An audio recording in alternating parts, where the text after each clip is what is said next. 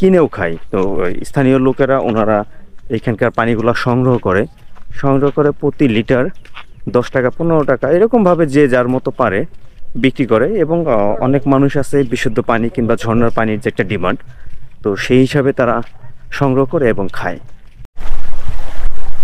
তো আপনারা দেখতে পাচ্ছেন এইখানকার পানি মানুষ গোসল করতেছে, কেউ কেউ পানি নিয়ে যাচ্ছে খাওয়ার জন্য। তো আমার ইচ্ছা হচ্ছে যদি আমি এখানে একটু গোসল করতে পারতাম হয়তো আমার অনেকটা ভালো লাগতো। পানির যে উৎপত্তি ঠিক এইখান থেকে আসলে মূলত এই পানিটা বের হচ্ছে। এটা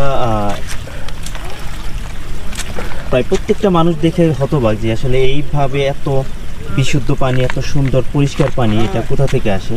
এটা একমাত্র মহান আল্লাহ তাআলাই খুব ভালো জানে এই পানিটা আসলে কোন জায়গা থেকে আসছে। মেশিন নাই, কোনো মোটর নাই, এখানে কোনো মোটর নাই, কোনো মেশিন নাই, কিছু নাই, একদম প্রাকৃতিকভাবে এখান থেকে পানিটা বের হচ্ছে।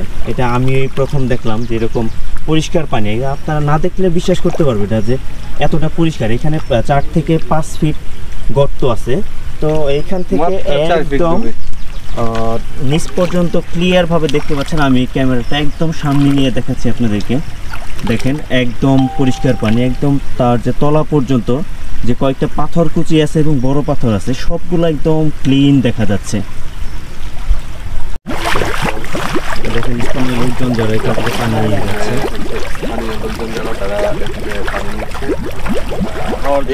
পানিগুলা ভাই আপনারা কি করেন? খাওয়ার জন্য, তাই না? আচ্ছা, খাওয়ার জন্য। এটাকে কোনো ধরনের পরীক্ষা নিরীক্ষা করছেন? কোনো ধরনের মানে আর্সেনিক আছে কিনা? এটা কোনো কিছু নাই, তাই না? একদম বিশুদ্ধ পানি।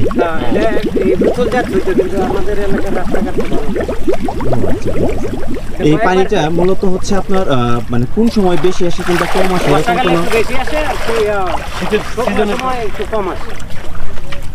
এটা পানির স্বাদ কি টিউবওয়েলের থেকে বেশি ভালো নাকি?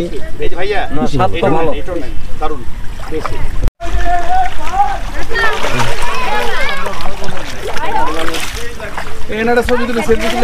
এটা সম্পূর্ণ একটা মিঠা পানি, এটা একদম বিশুদ্ধ পানি। তো এখানকার যারা পানি অধিদপ্তরের কর্তৃপক্ষ ওনারা বেশ কয়েকবার এটা টেস্ট করছে। এখানে কোনো ধরনের আর্সেনিক নাই, কোনো ধরনের বিষাক্ত কোনো পদার্থ নাই। তো এখানকার আশেপাশের যারা মানে স্থানীয় লোকজন আছে ওনারা এইটাই ব্যবহার করে এবং এইটাই খায়। তো সেই সুবাদে আমি একটু খাওয়ার জন্য চেষ্টা করতেছি এবং